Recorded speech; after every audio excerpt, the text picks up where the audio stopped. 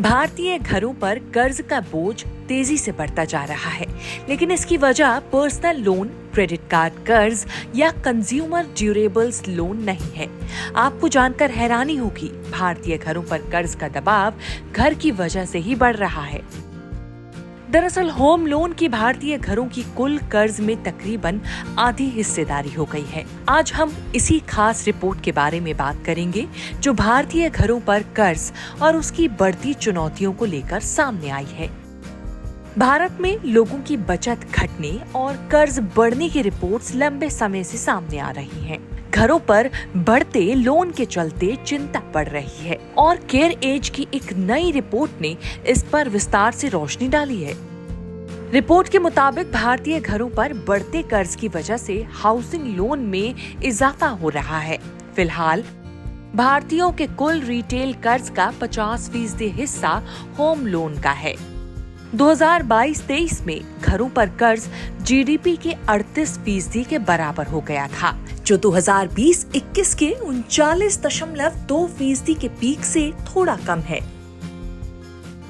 हालांकि ये मामूली कमी है और ये आंकड़ा दूसरी उभरती अर्थव्यवस्थाओं के मुकाबले अभी भी ज्यादा है। ब्राजील में हाउस होल्ड लोन जीडीपी के 35% के बराबर है और दक्षिण अफ्रीका में ये 34% है। रिपोर्ट के मुताबिक भारतीय घरों पर कर्ज के भारी दबाव के बीच क्रेडिट कार्ड और अनसिक्योर्ड लोन में भी काफी इजाफा हो रहा है। इसे लेकर चिंता जताई गई है और इनकी कड़ी निगरानी की जरूरत भी बताई गई है। चिंता के बावजूद कर्ज में इजाफे की मुख्य वजह होम लोन को ही माना गया है। रिपोर्ट के हिसाब से इस बढ़ोतरी का असर घरों की कुल बचत पर नहीं पड़ा है, जो अभी भी जीडीपी के 24% के बराबर ही बनी हुई है। लेकिन अब बचत का पैटर्न बैंक डिपॉजिट की बजाय रियल एस्टेट जैसे फिजिकल असेट्स की तरफ शिफ्ट हो गया है। ये ट्रेंड इस बात का संकेत है कि लोगों में अब घर का मालिकाना हक हासिल करने की चाहत बढ़ रही है। वैसे भी रियल एस्टेट में निवेश को सुरक्षित माना जाता है, क्योंकि ये महंगाई दर से ज्यादा रिटर्न देता है और कीमतों में कमी आने का जोखिम भी कम होने से पैसा डूबने का खतरा नहीं रहता। रिपोर्ट कहती है कि घरों और दूसरी प्रॉपर्टीज में लोग निवेश कर रहे हैं, जो कि खर्च नहीं बल्कि एक सुरक्षित निवेश माना जा सकता है। दूसरी तरफ क्रेडिट कार्ड या पर्सनल लोन जैसे कर्ज जरूरतों को पूरा करने का माध्यम बनकर लोगों का बोझ बढ़ा रहे हैं।